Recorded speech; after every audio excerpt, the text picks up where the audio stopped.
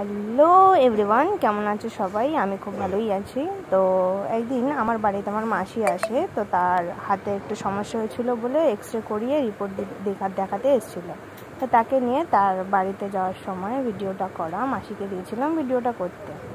তো চলে গেছি আমি মাসির বাড়িতে। তো মাসিকে নামিয়ে আমি বোনের জন্য ওয়েট করছিলাম। তো যাওয়ার সময় দেখলাম ওখানে হরিচাঁদ গুরুচাঁদ ঠাকুরের একটি উৎসব হচ্ছে। তা বোনকে বললাম চল আমরা যাই। তো গিয়ে দেখলাম এখানে সুন্দর করে একটু শাড়ি গুজিয়ে এখানে সব ডাঙ্কার দলরা এসছে।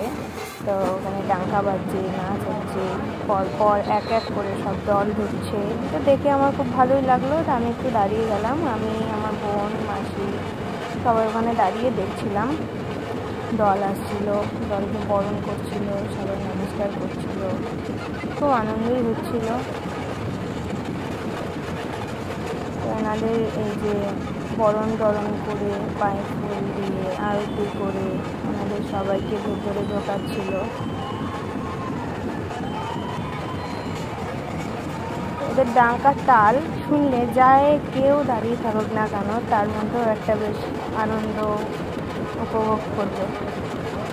পরপর সব দলগুলো ঢুকছে, একের পর এক আসছে।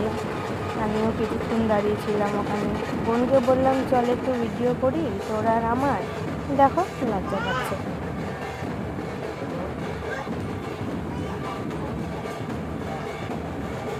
তো যাই হোক, ওখান থেকে মাসির বাড়িতে যাচ্ছি, বাড়িতে ফেরার পালা। তো দেখছি যে আবার আরেকটা দল আসছে। তো একটু সাইডে দাঁড়িয়ে গেলাম, আমি ওদের দলটা ঢোকার জায়গা করে দিলাম, সবাই মিলে ফাঁকা করে দিলাম জায়গাটা। তারপরে মাসির বাড়ি থেকে ফেরার সময় একটা বৌদির সাথে দেখা হলো, ওখানে একটু বসেছিলাম। ওখানেও দেখছি যে এক এক করে দল ঢুকে যাচ্ছে। তো আমি আর বসলাম না, ওখান থেকে তারপরে বেরিয়ে পড়লাম গাড়িটা নিয়ে। তো মায়ের যেহেতু শরীর খারাপ, ওখানে আর বেশিক্ষণ ওয়েট করা যাবে না, চলে গেলাম মায়ের কাছে। আমাদের ওখানে পুজো হচ্ছিলো, তাই রান্না, এই যে আমার মা রান্নার ওখানে দায়িত্বে মা ছিল।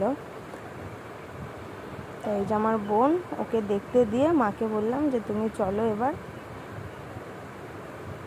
নামানোর পালা খিচুড়িটা। তা ও এবার দেখে নামিয়ে নেবে ওখান থেকে, এবার সব দাদাদের ডেকে নেবে। এই যে বড় মা, ইনি আমার মায়ের সাথে গেছিলো কাজে। তো ওখান থেকে তারপরে মাকে নিয়ে বাড়ির পথে চললাম। তো থ্যাংক ইউ আমার ভিডিওটা দেখার জন্য। যদি তোমার সবার ভালো লাগে লাইক শেয়ার কমেন্ট অবশ্যই করবে।